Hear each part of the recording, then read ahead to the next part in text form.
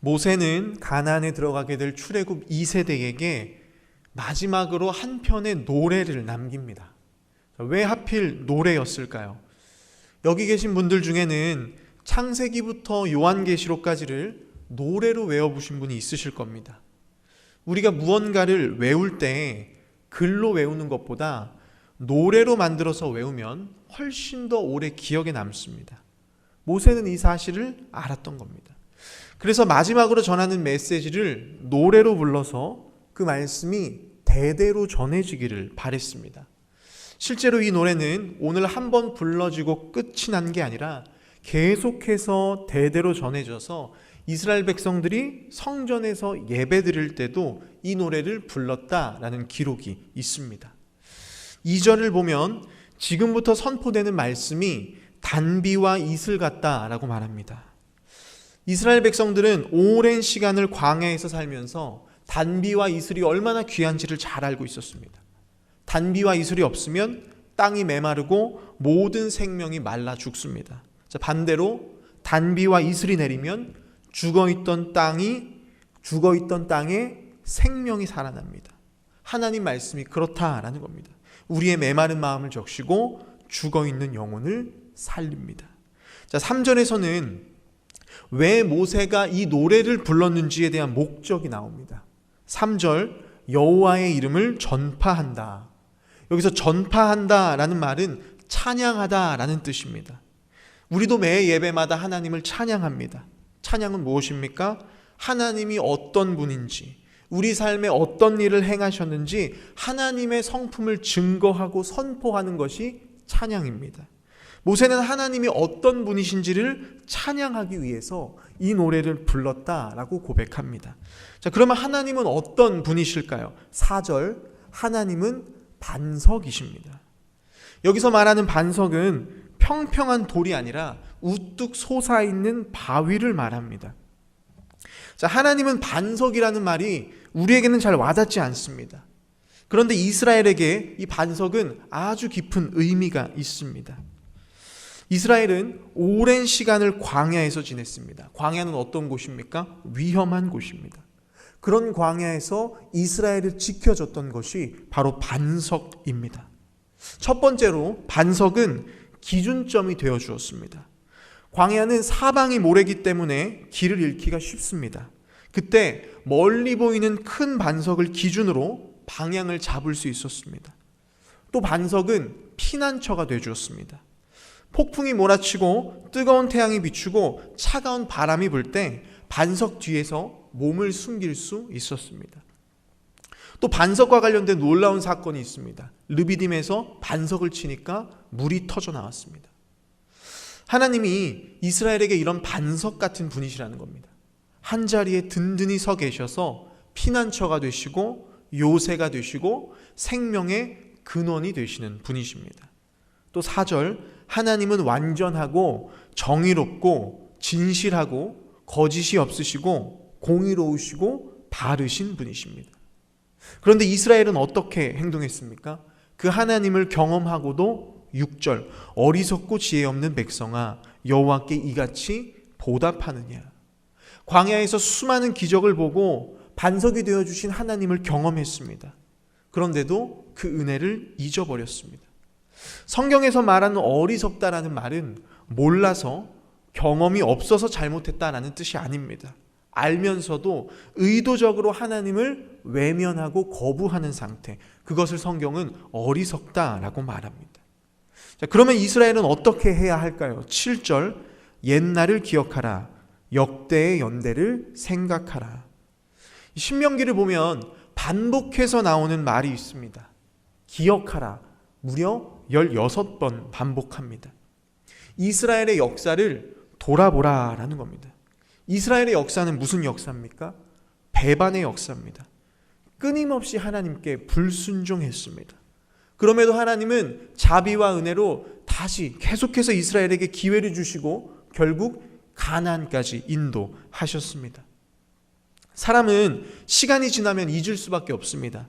출애굽 2세대에서 또 다음 세대로 또 다음 세대로 이어지다 보면 하나님을 모르는 백성이 생길 수 있습니다. 그러면 어떻게 해야 합니까? 7절, 내 아버지와 어른들에게 물으라.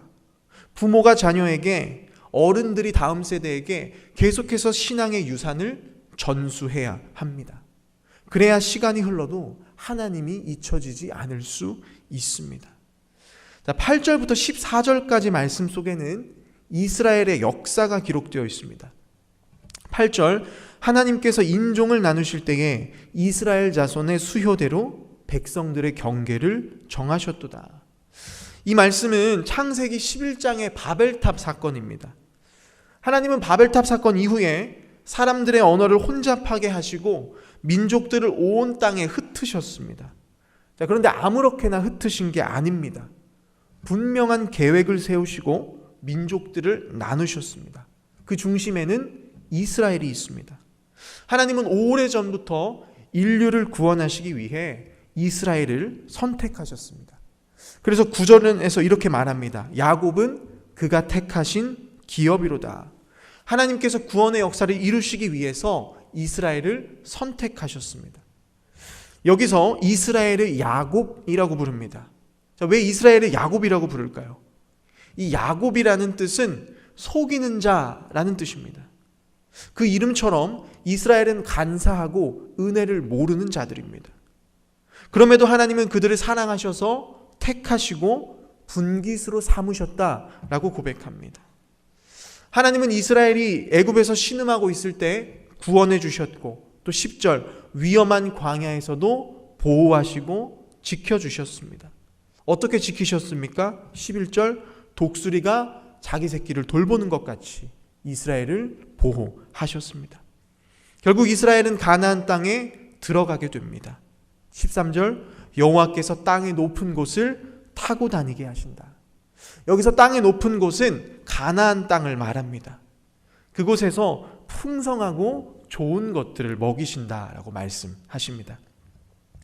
이렇게 이스라엘은 자격이 없음에도 불구하고 하나님께 많은 은혜를 받았습니다. 그런데 이스라엘이 어떻게 행동했습니까? 15절 여수르니 기름짐에 발로 찼도다. 여수르는 사랑받는 자, 의로운 자라는 뜻입니다. 이스라엘을 명예롭게 부르는 이름입니다. 사실 이 이름은 이스라엘에게 어울리지 않습니다. 무슨 이름이 어울립니까? 야곱입니다. 하나님을 속이고 은혜를 잊어버린 배은망덕한 백성입니다. 그런 이스라엘에게 하나님은 여수룬이라는 명예로운 이름을 주셨습니다. 그 은혜를 발로 걷어 찼다라는 겁니다. 이름에 걸맞는 삶을 살지 못했습니다. 가나안에 들어가서 잘 먹고 잘 살면서 하나님을 잊어버리고 하나님이 가증히 여기시는 우상들을 섬겼습니다. 19절부터 25절까지의 말씀은 이렇게 패역한 이스라엘 백성들에게 어떤 심판이 내려지는지에 대한 말씀입니다. 20절 내가 내 얼굴을 그들에게서 숨기겠다. 더 이상 이스라엘과 관계 맺지도 않고 보호하지도 않으시겠다라는 뜻입니다. 그래서 종말이 어떠함을 보게 하겠다. 하나님 없이 사는 인생이 얼마나 비참한지, 죄가 어떤 결과를 가져오는지를 직접 겪도록 내버려 두겠다라고 말씀하십니다. 또 21절 어리석은 민족으로 그들의 분노를 일으키리로다. 여기서 어리석은 민족은 이방 민족입니다. 이스라엘은 이방 민족을 어리석다라고 생각했습니다. 왜요? 율법도 없고 하나님도 모른다라고 생각했기 때문입니다. 그러면서 자신들이 선택된 민족이라는 자부심을 가지고 살았습니다. 하나님은 어리석다라고 생각하는 이방 민족들을 사용하셔서 이스라엘을 징계하시겠다라고 말씀하십니다. 22절을 보면 하나님의 진노가 불처럼 타오른다라고 표현합니다. 불이 난 자리에 무엇이 남습니까? 아무것도 남지 않습니다. 하나님을 떠난 인생도 마찬가지입니다. 아무것도 남지 않습니다. 오직 기근과 질병과 재앙만이 남는다라고 말씀하십니다. 또 25절 밖으로는 칼에, 방 안에서는 놀람에 멸망한다. 외부에서는 전쟁과 침략 같은 위협이 몰려오고 내부에서는 두려움과 혼란이 가득합니다. 어디에도 피할 수 없는 상황을 맞이하게 됩니다. 이 재앙은 남녀노소 상관없이 모두에게 임한다. 사회 전체가 무너진다라고 말씀하십니다. 자, 하나님이 이렇게 파괴하시겠다라는 게 아닙니다. 인간이 하나님을 떠난 죄의 결과입니다. 훗날 시간이 지나서 남유다가 무너질 때 예레미야가 오늘 말씀을 인용합니다. 예레미야가 1장 20절, 창자가 끓고 내 마음이 내 속에서 뒤집히오니 이는 내가 심히 패역함이라. 거리에는 칼이요 집안에서는 죽음뿐이니이다. 모세가 오늘 노래로 경고했던 말씀이 수백 년이 지나서 예레미야의 눈앞에 현실이 됐습니다. 오늘 우리의 삶도 마찬가지입니다. 하나님을 떠난 삶의 끝은 시대가 달라져도 똑같습니다. 고통과 죽음만이 남습니다. 말씀을 정리합니다. 이스라엘 백성들은 오랜 시간 광야에서 생활했습니다. 광야는 어떤 곳입니까? 내일을 예측할 수 없는 곳입니다. 어느 날 갑자기 모래폭풍이 몰아치고 맹수의 위협이 있고 물과 음식이 끊기는 곳이 광야입니다. 그때 이스라엘의 생명을 지켜주었던 것이 무엇입니까? 반석입니다. 몸을 피할 피난처가 되었고 길을 잃지 않게 하는 기준점이 되어 주었습니다. 광야는 늘 변하지만 반석은 언제나 그 자리에 서서 이스라엘을 지켜주었습니다. 여러분, 우리도 광야와 같은 세상을 지나서 가나안, 영원한 하나님 나라에 들어가야 합니다. 그런데 이 길에서 우리를 흔드는 것들이 얼마나 많습니까? 질병이 찾아오고 경제적인 어려움이 찾아오고 예기치 않은 문제들이 모래폭풍처럼 우리 인생에 몰아치는 순간들이 찾아옵니다. 그때 우리는 무엇을 바라봐야 할까요? 모래 같은 세상이 아니라 저 멀리 서 있는 반석을 바라봐야 합니다. 흔들리지 않는 반석이신 하나님을 기준 삼아서 걸어가야 합니다. 사도 바울도 얼마나 험난한 인생을 살았습니까?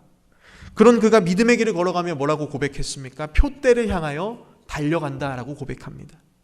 예수 그리스도라는 흔들리지 않는 분명한 기준을 바라보고 걸어갔습니다.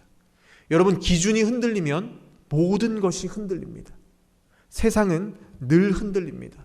사람의 말도, 상황도, 물질도, 명예도, 오늘 우리를 살릴 것 같아도 내일이면 다 무너질 수 있는 것들입니다. 세상을 기준 삼아 걸어가면 믿음의 길을 끝까지 걸어갈 수 없습니다. 어떻게 해야 합니까? 반석이신 하나님을 기준 삼아서 걸어가야 합니다. 그러면 어떤 고난이 닥쳐와도 길을 잃지 않을 수 있습니다. 하나님을 기준 삼아서 끝까지 믿음의 길을 걸어가시는 저와 여러분들이 되시기를 소망합니다. 모세는 하나님을 떠난 삶을 이렇게 표현합니다. 밖에는 칼이요 안에는 놀람이라.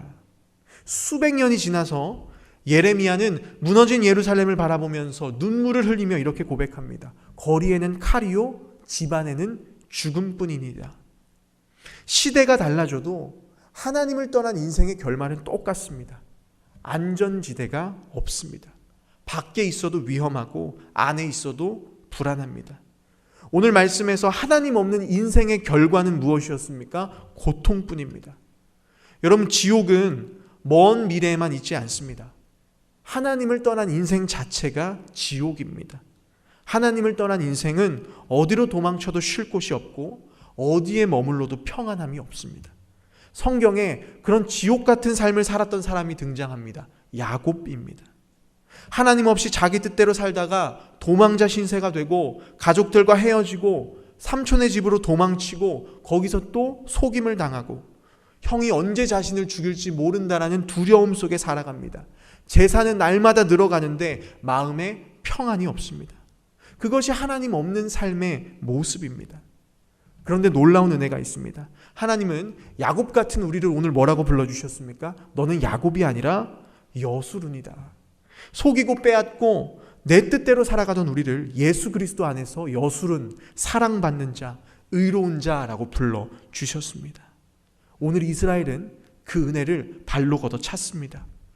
그래서는 안 됩니다.